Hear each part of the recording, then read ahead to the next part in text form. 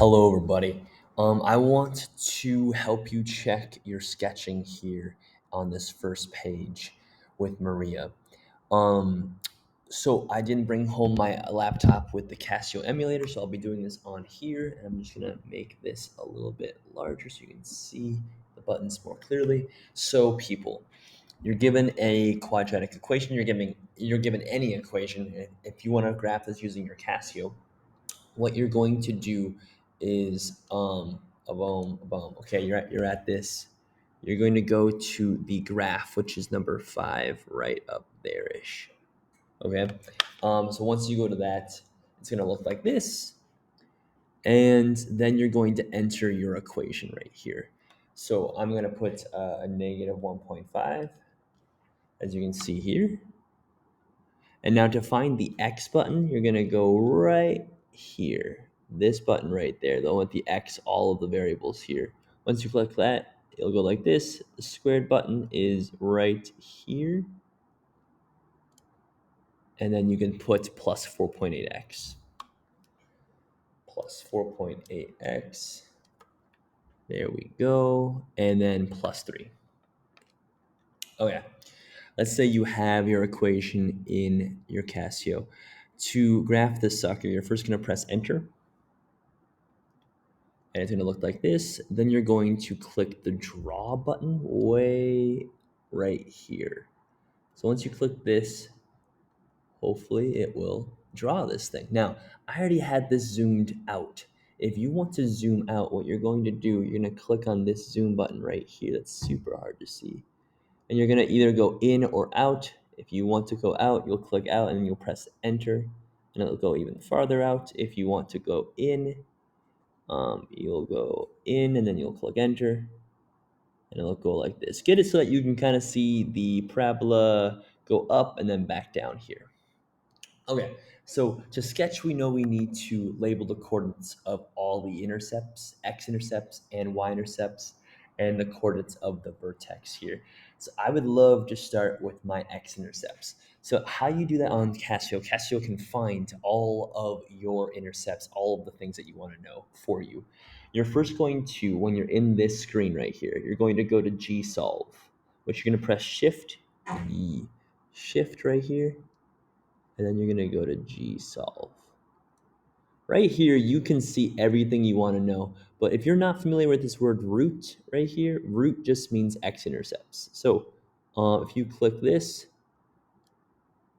it's going to think, and then it's going to give you two things right here. It's going to give you the x value and the y value of that x-intercept on the left. And then to get to the right one, you just click on this right screen right here, and it'll get you the coordinates of the of the right x-intercept as well. Cool. So let's go back and forth between those. The one on the left is negative 0.53 comma 0. So I'm going to put on my graph right here. I'm just going to graph in this blue apparently. It doesn't have to be exact. We're sketching right here, but I'll just put a dot right here, a point. And to label it, I'll just go the typing route because I don't like to draw when I can avoid it. And I'm going to put in parentheses negative 0.535, 3 decimals should be good, comma 0.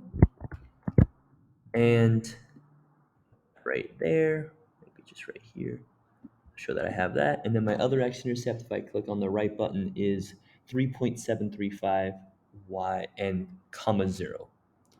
So 3.75 is more around here.